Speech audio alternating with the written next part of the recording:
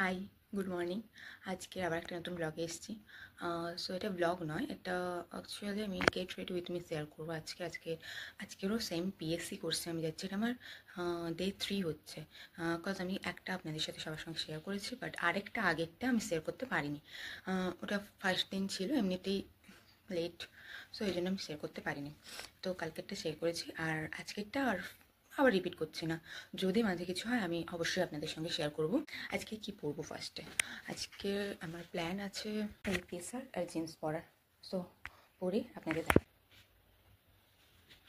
So আমি পরে ready হয়ে গেছি, ড্রেসটাই আছে। আমি এখন ফেস ওয়াশ করবো, সো চুল তুলে নিয়েছি। আমার পিম্পলস আছে অনেক, সো আমি এই ফেস ওয়াশটা ইউজ করি আমার পিম্পলসের জন্য। ফেস ওয়াশ করে চলে এসেছি, অ্যান্ড আমি এখন টোনার ইউজ করবো। টোনার বলতে এটা সিম্পল রোজ ওয়াটার, আর কিছুই না। সো আমি এটা ইউজ করি।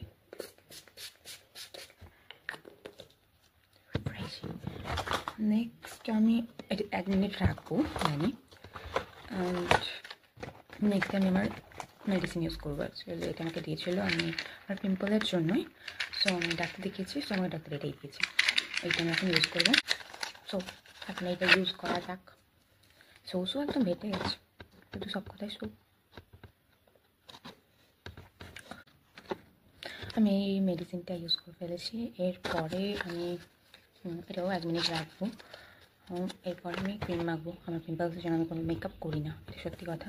আমি ক্যামেরার পিছনে গিয়ে কোনো মেকআপ করবো না, আমি যা করবো মেকআপ ক্যামেরার সামনেই করবো। আমি এই পন্ডস ক্রিমটা ইউজ করবো। অ্যাকচুয়ালি এটা আমার ভালো লেগেছে অনেক। জেল, মুখে অনেক সুন্দর ময়েশ্চারাইজ হয়ে যায়। আর আমি সবসময় ময়েশ্চারাইজার ইউজ করি না, করা ভালো বাট আমি করি না। না বলেছে আমাকে ডক্টর, তাই জন্য আমি করি না। তো আমি এখন এটাই ইউজ করি।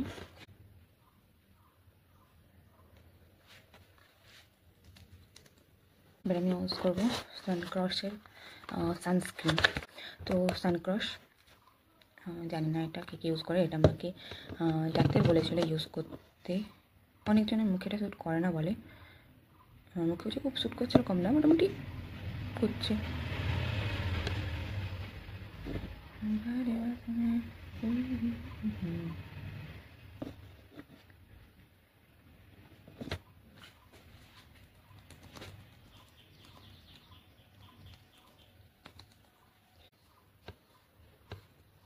মাই গ্ল্যামার এই লিপস্টিকটা ইউজ করবো।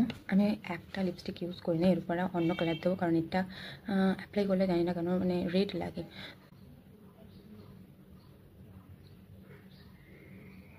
আমি একটা লিপ বাম অ্যাপ্লাই করবো। এটা ল্যাকমির লিপ। আমি এখন একটু অ্যাপ্লাই করে নেবো।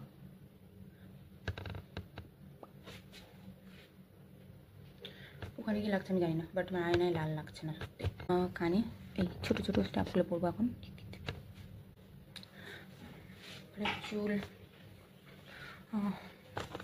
চুলে আর কী করবো, আমি এখন চুল ছেড়েই যাবো ফাইনালি।